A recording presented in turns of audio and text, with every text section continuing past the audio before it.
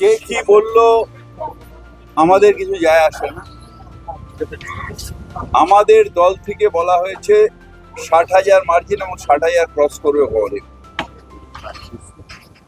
দ্বিতীয়ত, আমরা যখন ভবানীপুরে ঘুরছি বিভিন্ন জায়গায়, বিশেষ করে চেতলা অঞ্চলে, মানুষ বলছে আসার কি দরকার ছিল, আমরা তো ভোট দেব। আমরা বলছি এসছি আপনাদের সাথে দেখা করতে, কুশল বিনিময় করতে। ঘরের মেয়ে ভবানীপুরে, উন্নয়ন ঘরে ঘরে। সুতরাং ভবানীপুর নিয়ে কোন রকম ভাবনার কিছু নেই, কিন্তু আমরা আত্মতুষ্টিতেও ভুগছি। যেই দাঁড়িয়েছে অপোনেন্টে, আমাদের কিছু যায় আসে না। মানুষ আর আমরা, তৃণমূল কংগ্রেস এবং এখানে ববি হাকি, আমরা পুরো সংগঠন নিয়ে 24 ঘন্টা মানুষের পাশে থাকি। মুখ্যমন্ত্রী এখানে কোনো অসুবিধা হলে দৌড়ে আসে, প্রত্যেকের সাথে মৌখিকভাবে প্রত্যেককে চেনেন। মুখ্যমন্ত্রী নিজের অঞ্চল, এখানে কোন স্কুলের বন্ধু আছে, কেউ কলেজের বন্ধু আছে, কেউ কর্মক্ষেত্রে বন্ধু আছে। সুতরাং বন্ধু প্রত্যেক জায়গায় ভর্তি আছে।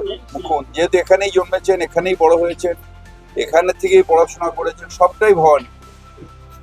তাই মুখ্যমন্ত্রীর ইলেকশন নিয়ে চিন্তা নেই।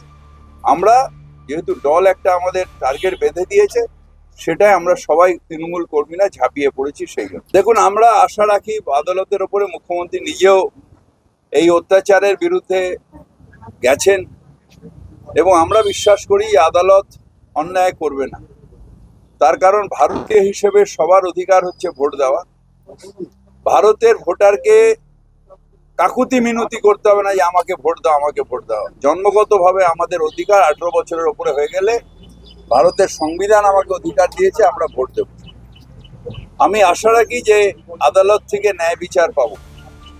যাদের কেটে যাবে, সমগ্র বাংলায় আমাদের সংগঠন রয়েছে এবং আমরা পিটিশনের জন্য রেডি আছি। যারা কেটে যাবে তাদের পিটিশন করে, কারণ গন্ডগোল করে হই হই করে কোনো লাভ নেই। আদালত বিচার করবে এবং বিচার ব্যবস্থার উপর আমাদের আস্থা আছে।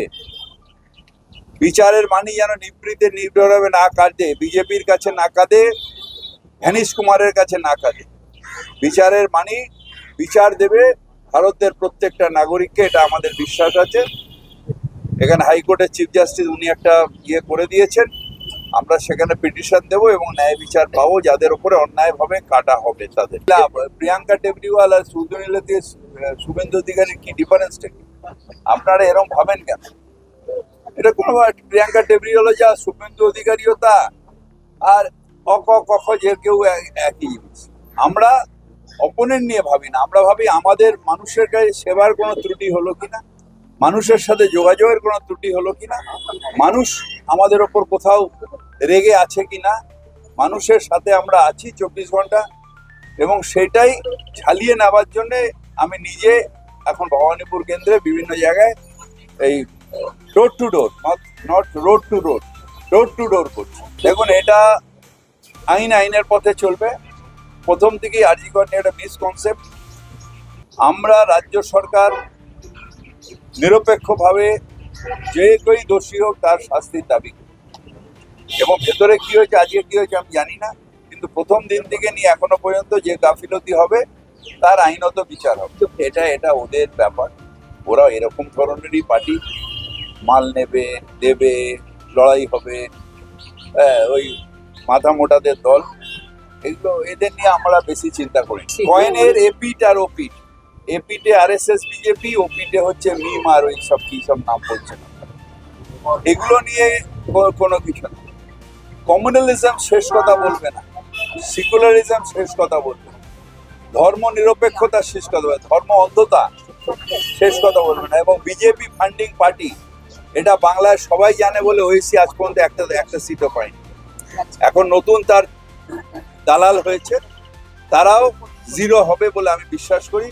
কারণ বাংলার হিন্দু হোক মুসলমান হোক, শিখ হোক, পার্সি হোক, খ্রিস্টান হোক, ধর্ম নিরপেক্ষতায় বিশ্বাস করে, ঠাকুরের সেই বাণীতে বিশ্বাস করে, যত মত তত পথ। এইসব নিয়ে আবার আবার বিজেপি আপনারাই প্রশ্ন করে যে শুধু বলছে তোয়াজ করতে। সুতরাং এদিকে ধর্ম ওরা সুড়সুড়ি মারে, এদিকে এরা সুড়সুড়ি মারে। এই সুড়সুড়ির মধ্যে আমরা নেই, আমরা মানুষের পাশে আছি। 24 এলাকায় শরীর খারাপ, দৌড়ে নিয়ে চলো হাসপাতালে। কেউ অসুবিধায় পড়েছে, তার চলো। তার রেশন কার্ড হচ্ছে না, চলো। 24/7 যা যা সার্ভিস দরকার আমাদের তৃণমূল সংগঠন দেয়। সুতরাং ওই সুড়সুড়ি মারা, ও বলছে মুসলমানের জন্য কেন, ও বলছে মুসলমানকে তোয়াজ করে, এসবের মধ্যে আমরা নেই। আমরা ধর্ম নিরপেক্ষতা, মানুষ জানে যে হিন্দু নরা মুসলমানের জিজ্ঞাসে কঞ্জন, কান্ডারি বলো ডুবিছে মানুষ সন্তান মোর মার, সেই কান্ডারির নাম মমতা ব্যানার্জি। তৃণমূল কংগ্রেস বিপদের সময় আছে। কেউ কেউ রাস্তা ভুলে সুন্দর দাড়ি সাদা মুখ দেখে চলে যায়, আবার যখন বিপদে পড়ে তৃণমূল কংগ্রেস কোলে নিয়ে তাকে সেবা করে। এটাই তৃণমূল কংগ্রেসের আদর্শ। আপনারা এগুলো নিয়ে এত ঘাবড়ান কেন? এরা হচ্ছে রাজনৈতিক পরিযায়ী। এরা আসবে যাবে, আসবে যাবে, আসবে যাবে, আমরা থাকবো।